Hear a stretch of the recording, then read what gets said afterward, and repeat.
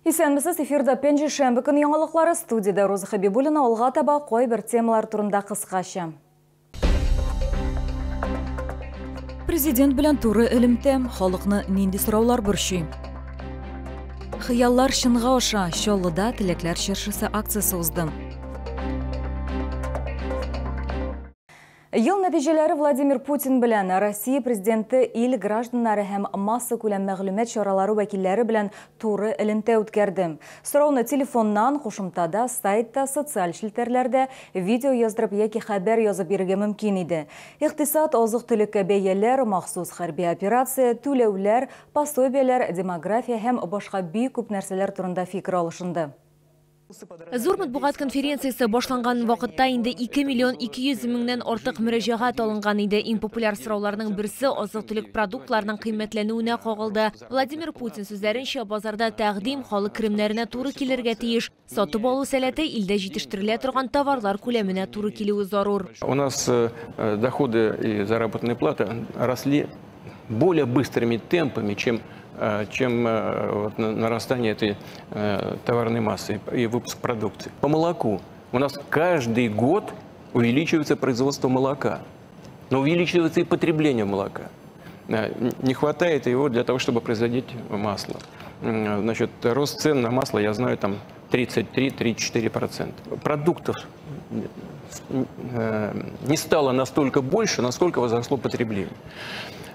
Это первое. Бәяләргә уңыш күләме дә йогынты ясый. Билгеле бер продуктларга дөнья күләм бәяләр үсеше дә санкцияләрдә тәэсир итә. Айрым игътибар бирелгән тагын бер мөһим тема ул махсус хәрби операция. Мисал өчен хәрбиләрнең хатыннары Курск өлкәсен азат итүче сугышчыларның СВО катнашучылары статусы юк дип хәбәр иткәннәр. К нам написали несколько обращений, это в основном жены военнослужащих. Мой муж служит в штурмовой роте, находится в Курской области, выполняет боевые задания. В октябре и ноябре получил денежное довольствие 42 тысячи рублей. Хоть он на боевых позициях. Многие бойцы уже по 3-4 месяца не получают боевые суточные выплаты. Аргументируют тем, что они находятся в зоне КТО, а не СВО. Наверное, есть категория, которая раньше не принимала вообще никакого участия, не воевала на линии боевого соприкосновения. Сразу попали в Курскую область и не попали в категорию, в разряд участников специальной военной операции. Честно говоря, мне это в голову не приходило, но это все будет исправлено. Татарстан Республикасынан берничә журналиста үз сорауларын бирә алды. Шуларның берсе Казанда узган БРИКС саммитына кагылды. Вы сказали, что в Москве такое количество лидеров разных стран не собиралось. Вы правы, не собирал. А в Казани собралось. Шулай ук дәүләт башлыгына республика журналистлары сүзләренчә, Татарстанда йөзләгән гаиләне алдаган мошенниклар турында сорау бирделәр. Халык дәүләт ярдәме белән ипотека алган, ләкин аларга йортлар төземәгәннәр. Деньги должны быть на искровых счетах. Куда люди перечислили эти деньги? И зачем, если это не на искровых счетах? Я вообще не понимаю даже, о чем вы сейчас говорите.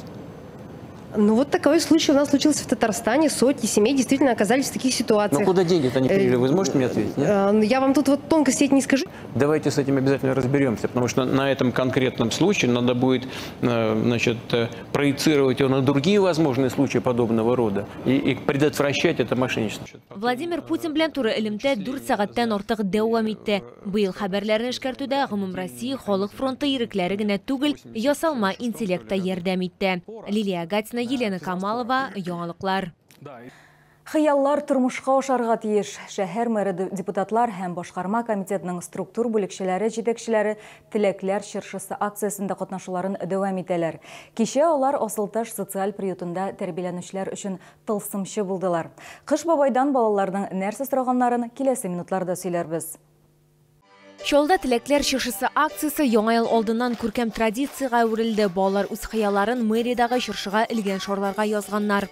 Здравствуйте, ребята! Кыш бабай һәм кар кызы белән бергә бүләкләрне депутатлар һәм башкарма комитетының структур бүлекчеләре җитәкчеләре әзерләде. Социаль приютта тәрбияләнүчеләр исә кунаклар өчен бәйрәмдә оештырдылар.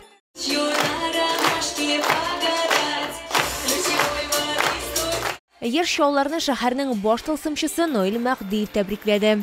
В преддверии Нового года и в Новый год обязательно мечты и желания сбываются. И мы сегодня собрались здесь для того, чтобы ваши желания и мечты исполнить. Говорят, мечты сбываются.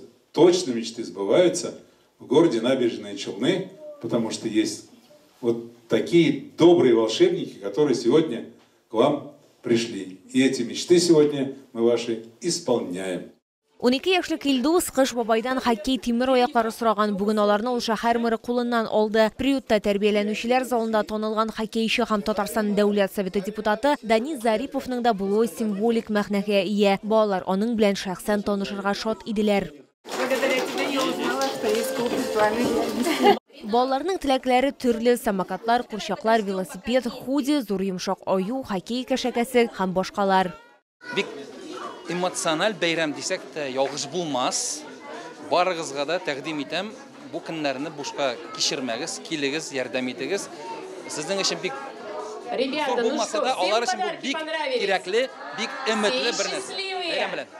То внимание и те наши подарки, с которыми мы приходим, это, наверное, та возможность сделать так, чтобы у этих детей никогда не терялась вера, что мир добрый, что он красивый и что здесь очень много добрых людей. Поэтому я надеюсь, что мы сделали, пусть небольшой вклад в то, чтобы у этих детей было абсолютно счастливое, чистое, светлое будущее. Хәзерге вакытта Асылташта 3 яшьтән алып 17 яшькә кадәрге 50 бәлик булмаган бала социаль тернәкләндерү уза. Лилия Гатина, Сергей Вильданов, Яңалыклар.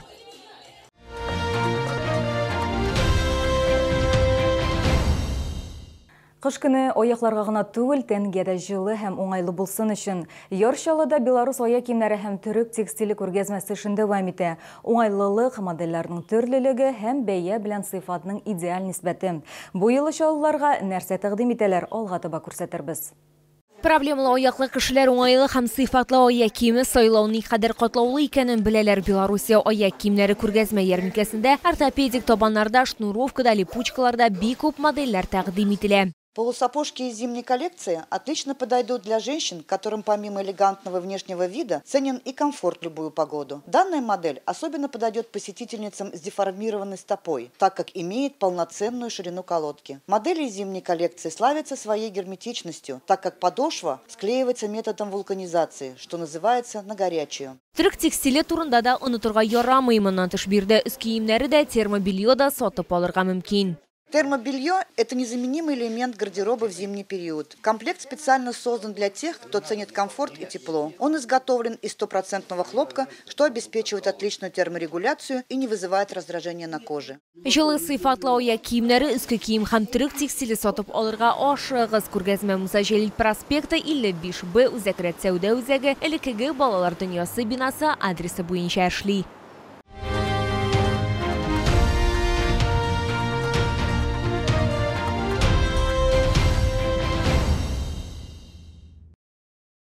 Бу сезгә җиткерәсе соңгы мәгълүматыбыз иде. Мин Роза Хәбибуллина сезнең белән сау булашам, исән сау булыгыз.